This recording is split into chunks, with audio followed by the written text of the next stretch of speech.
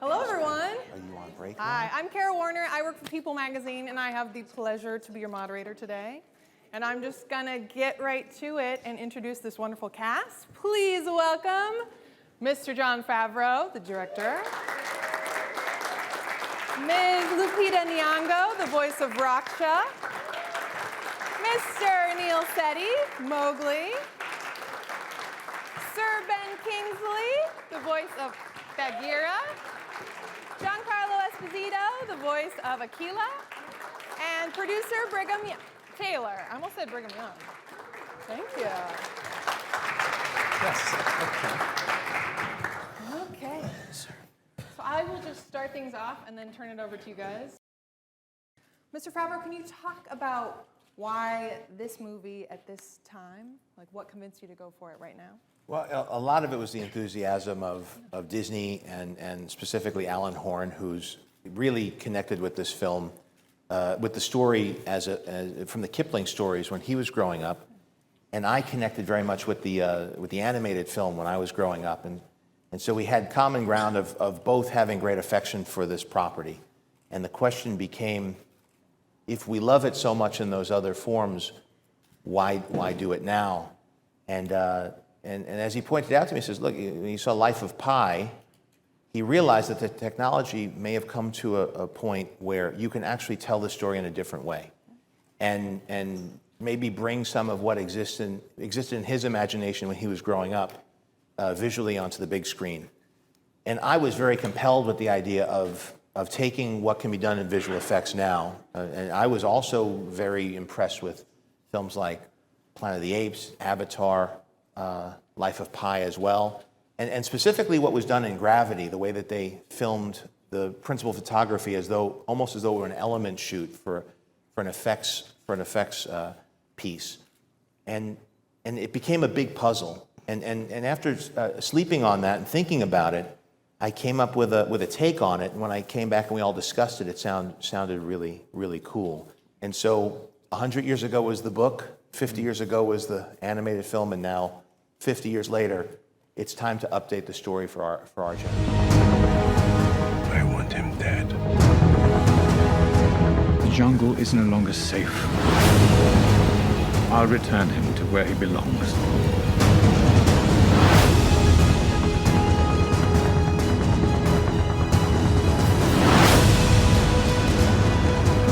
If you send him back to the man village, they'll ruin him. They'll make a man out of him.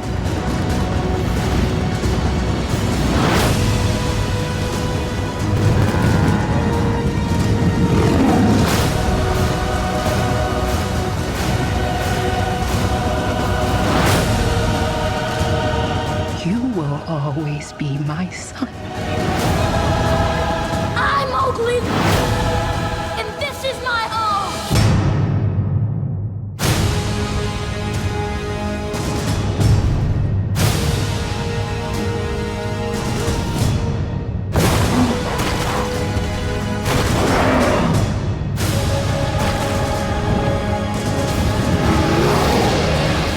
Actors, I'm just wondering if you could talk a little bit about how Jon convinced you to come on board, or sort of what you loved most about jumping in. Jon sat next to me at a party. He seated himself next to me with his benign smile and invited me to play Bagheera. And I think I said yes before you got to the end of the scene.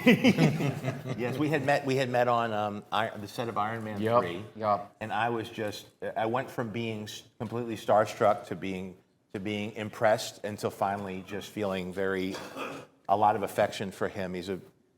Sir Ben's an incredibly generous, warm, wonderful storyteller in person, and being an actor, I got some whole days, which I'm not used to having, and we spent some time together in Miami.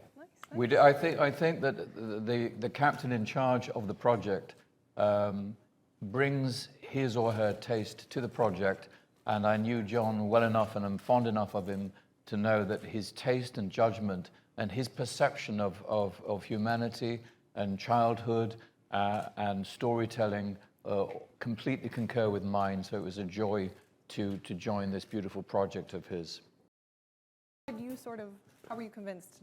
Well, I met with Jon while I was very busy with the campaign for 12 Years a Slave at the time that I met with John, and he very quietly walked me through his idea for this version of the Jungle Book. And what struck me was the compassion with which he was talking about these characters. You know, there was all this state-of-the-art stuff he was going to do with it, but at the heart of it was the love of the story and like a real vision for each character that he was going to bring to life.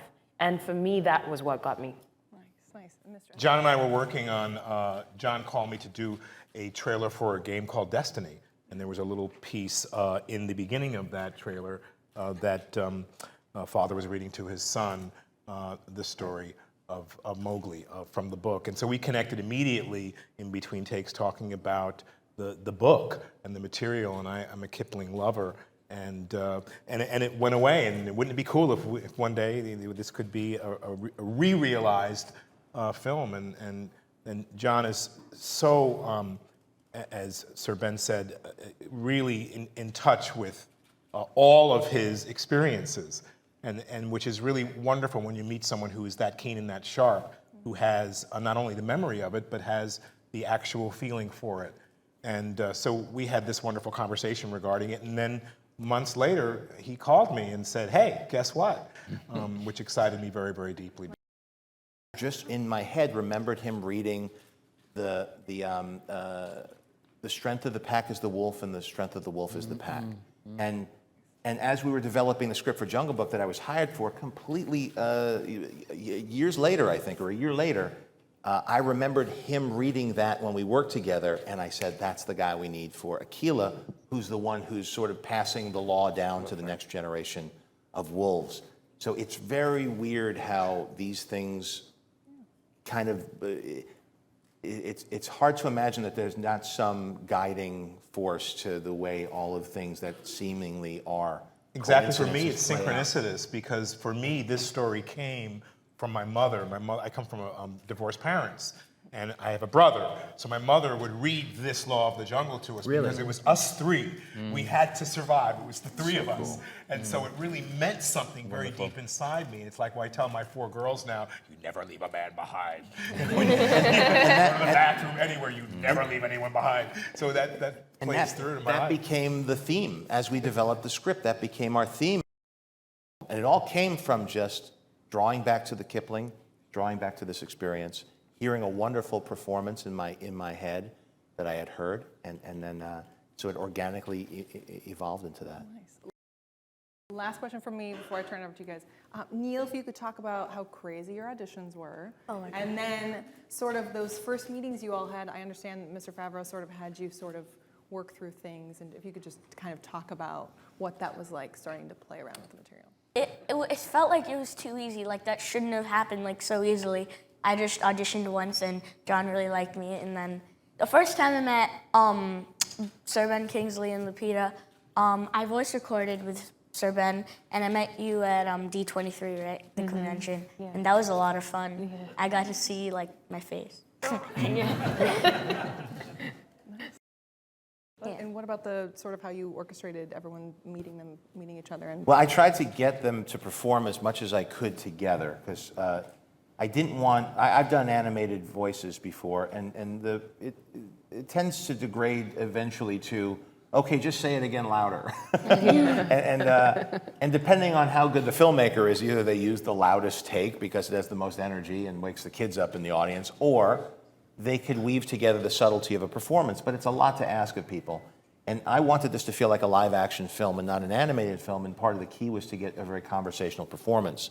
And I know very much from being an actor, you rely upon your scene partner, and the energy of a scene partner modulates your energy and affects it, because we're a communal species. We mirror each other, we key off each other, there's little status relationships going on, and scenes have to build and have a shape to them, and that comes from, it's a team sport. You play it like a tennis match with the person you're in front of the camera with.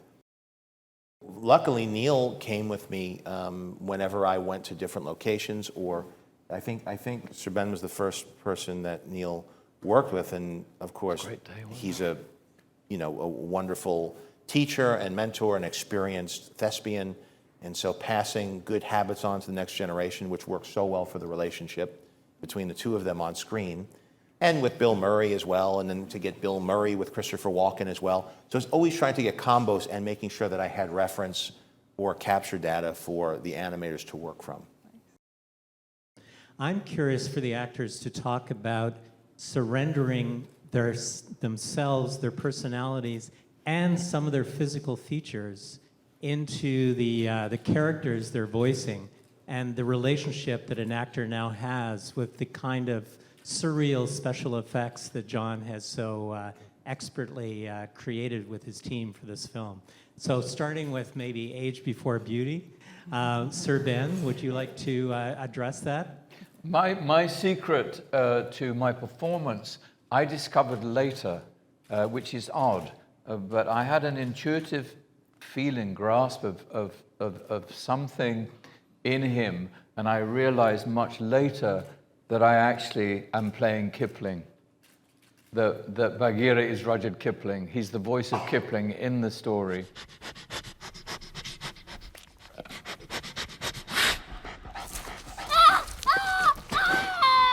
Relax, kid. No need to get worked up, okay? Where am I? This is a cave. It's my cave. You don't remember what happened, do you? No. I saved your life. Yeah, I snatched you from the jaws of death, the coils of death, if you will. And lucky for you, your new favorite hero, Old Blue here, just happened to be passing by. No big deal. Just tell me this. Can you climb? Yeah. Then let's quit wasting time and get on with it. Get on with what? Payback, kid. Payback. What do you mean payback? Payback for what? My goodness, Bagheera is Kipling. So that was although I didn't recognize it, sometimes an actor's intuition is buried and you don't realize what you're mining as a source of energy until perhaps afterwards. But I'm privileged to be the voice of Kipling, a man I greatly admire and loved. And when I was in the Boy Scouts, our troop leader, no, I was in the Cubs actually, which is before the Boy Scouts, our troop leader is called Arkela. Wow. Well, for me, reading the book as a child really made a difference for me. It allowed me to dream, and it allowed me to dream big, to have courage, to have connection. For me, I always wanted to be Mowgli as a boy because there was a freedom within that, and a freedom to be able to express myself the way I've always wanted to. I found that freedom through being an actor. And then seeing the movie really did something else to my imagination. It allowed me to understand how we create relationships with each other and how those relationships are things that we can really hold on to. Not much that's material can we really hold on to, although we still like the shiny, glossy things. So for me to do this was and you used a beautiful word, surrender. You know, I didn't know what John would do in the room, but he is a challenger. And he challenges in a very graceful way for you to do something very different, to have the elements that he saw in you to be able to do this through your vocally, but then allows himself to be courageous enough to ask you questions so that you can play against some of the things that you're used to doing. So for me, in the room and having John there with me, he always challenged me to play against things and do things a little bit differently, to have strength and not just to be the loudest person speaking. And which then allowed me to see Raksha, to see Lupita's face, and to create that for myself in front of me when we were having conversations. So I'm honored to be a part of this movie because there's so many different elements that go into making a film of this nature or any film. And I'm just a channel for this particular character that has to bring some love, compassion, yet tough love to this young boy. And this is my first voiceover role, and I was attracted to it because Raksha is like the eternal mother, and she chooses she chooses to take care of this creature who is not one of her own, but as though he was.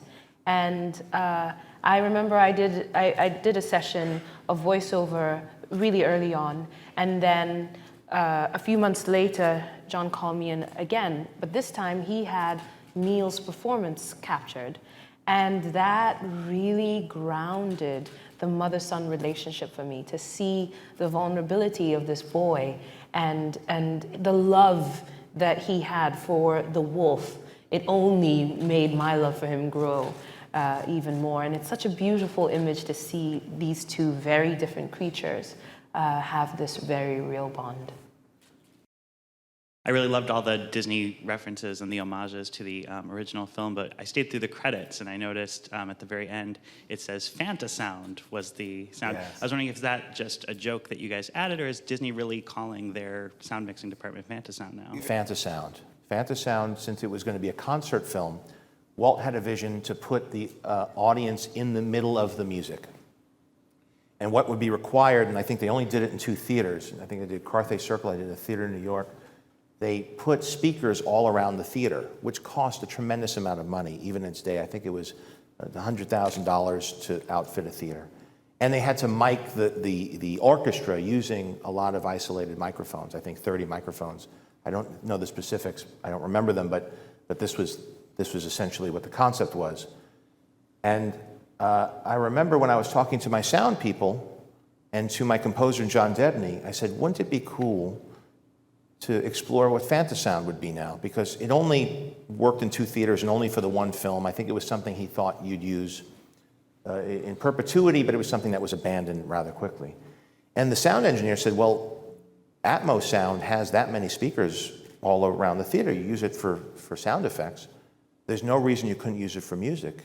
And so I talked to John Debney about, and he's a Disney guy. He grew up on the Disney lot. He knew Walt. He hung out with the Sherman Brothers when he was a little kid. So he breathes Disney. He knows the culture. And he really leapt at the opportunity. And so when we were miking the orchestra, we isolated instruments when we could.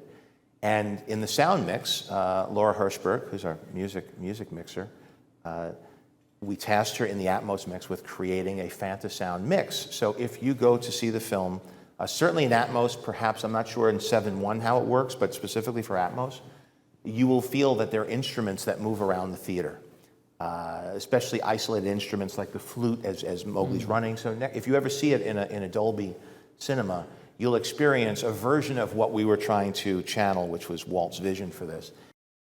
Once again, that is one of dozens of little opportunities we were looking for to somehow tie back into the legacy.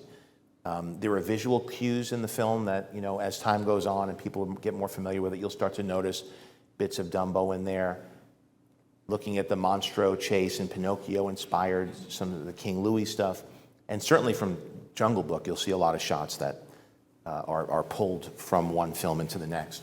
But to me, that's part of the fun of this. It's really just embracing the opportunity and the emotional connection that we have from growing up with these films and seeing how much of it we could,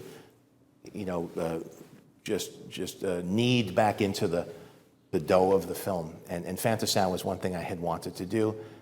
Just for a moment like this, just to be able to have an excuse to talk about what Walt was going for, and for people who are fans who appreciate that we're trying to fulfill, as they do with the parks, as the parks always change and grow, the movies should too. But I wanted to know if there was a place that you went or someone you drew from to get that across, that maternal instinct, strong maternal instinct, perhaps your own mother or something like that. I think my mother had a lot to do with what inspired me. Because, she's my example, and she's a very good mother. I asked myself a lot of questions about what it would be like to lose one of my own, though I'm not a mother myself. But I do love children. When I was 12, I preferred to stay indoors and babysit my cousins than go outside and play. So there's that part of me that is very much alive. I gravitate towards children. So yeah, my mother definitely was someone who inspired me. This question is for the fathers up there. In the movie, Mowgli essentially had 3 father figures that all had very different philosophies on life. You know, one of them was just teaching him to be a leader, one was teaching him to survive individually, and the other one is kind of, you know, exploring his creative side and letting him do what he wants. So personally, like, how do you guys raise your kids? Which would you more associate towards, you know? I think if you're blessed with children, I think you have to adapt to each child in each moment. I think you have to be very pragmatic as a parent. I think it's a lot to do with attention and responding to the ever-changing complexities of a child's needs and to address them moment by moment rather than have a set book of rules. That's my 2 cents worth. Yeah, I'm finding with my 4 daughters that you know, you first learn as a parent when your child comes out, you want to form them and do all the right things for them, and then you look at them one day and you go, oh, they're already formed. They've got their own deal going. And then that's the moment for me that it clicked in that they're each very, very different. There is the room for the different style of parenting and storytelling, which is what are the traditions, what are the myths of a culture for? They're to try to help the young generation not have to learn lessons painfully, because you can learn them through visualization and through story. And rule systems are effort out of love, I think, to save the next generation from the pain that the older generation goes through, to explain to them that the stove is hot without them having to touch it. And of course, that's a fantasy. You can't protect, they have to learn on their own as well. But that is part of the strength of a culture, is that you can help at least give them a context, contextualize their struggles so that as they persevere and come out the other end, they understand what it means and it gives it purpose. Tell me, you ever had a taste of the pawpaw fruit down there in Sini? Some people call it, what's the word? Papaya. Stolen words. I say pawpaw goes to the sound it makes when it tumbles to the jungle floor. Try it.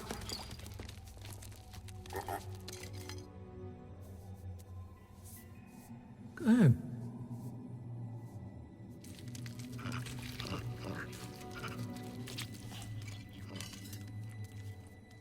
It's good. You know who I am? No. I am the king of the Badalag. Call me Louis.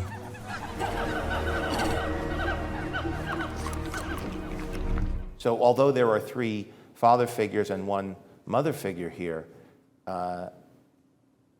it's really a division, a deconstruction of what parents are. They have elements of all of them. And just like Dorothy with her friends going down the yellow brick road, they all represent different aspects of what goes on in our brain, I think. And so as a parent, sometimes I'm Bagheera, sometimes I'm Baloo, sometimes Akela, sometimes Raksha. How did you handle the stunts? Because obviously, I'm sure there's a shortage of short stuntmen. So how did you handle those scenes? Well, I'm not a climber that much because I was raised in the city, so I don't climb that much. But after the movie, it looks like I'm climbing. I'm always climbing, and it's like 400 feet off the ground. But I can only be 30 inches off the ground, so it's just a blue pad, and it looks like it's so like far down, but it's really not. But he did. But one of the reasons we hired Neil, and one of the things he neglected to share, which was a big deal for us, was we put him through the paces with the stuntmen before we hired him to see what type of athlete he was. And Neil's actually graded a lot of sports, but and so when I would direct him, sometimes it was more like being a coach. So sometimes in a scene he was, his body posture wasn't right, and I'd say, be more poised, be a little more explosive, and we weren't getting there. And I said, do you play baseball? He's like, yeah. I said, do you ever steal a base? He's like, oh yeah. I said, pretend you're getting ready to steal second base.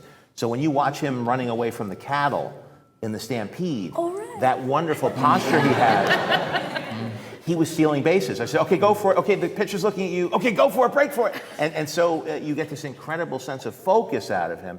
And really, that's the trick of acting. You do it to yourself. Depending on what technique you were trained in, it's tricking yourself into believing that what you're doing is real and creating an immediate moment, especially on film, where you just need a moment of clarity. And when Neil's eyes would light up, it would light up the screen. I knew I needed someone to anchor emotionally the whole story and for you to subjectively see it through the eyes of it. And somebody who, even when he was not being busy, is somebody who's going to be compelling and somebody you relate to and enjoy watching for an hour and a half, which is a lot to ask of any actor. And so it was Neil, just the energy, you see who he is, as Giancarlo said, they are who they are, even from a young age. They kind of inherit their soul. And on top of that, just being able to keep him engaged for the 9 months we were working together to keep that immediacy and that focus on cue for when we had to film.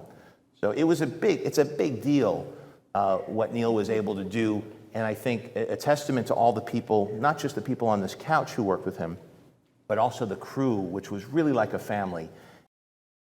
Can you kind of speak to, you've produced really large movies, and this is a really big movie, but such a unique one. Can you sort of speak to? I had the wonderful experience of working for the last 20 plus years at Disney as an executive, overseeing production from that side of things, and I transitioned from that position to this film as a producer. John was very gracious to embrace me in that role, and that was also my only, most important job. The biggest job I had was to find, I think, the right filmmaker.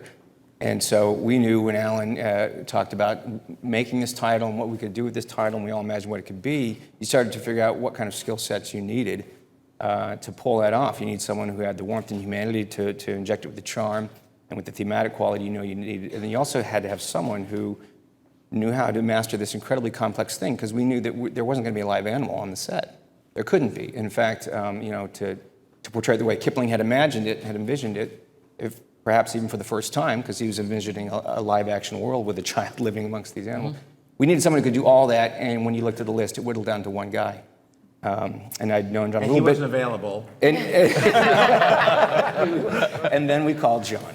No, but John and I worked together a little bit on some development of a very ambitious idea before that was also Disney-related, and I knew that he knew these things. He was very uniquely situated in knowing how to do all that. And beyond that, I also knew from the stuff we'd worked on earlier of his deep passion for Disney itself and for what it represented, and he knew that as well. And I'd been in the company for 20-some-odd years, and he knew it as well as anyone that I'd worked with, if not better. And so we were very lucky that he was available.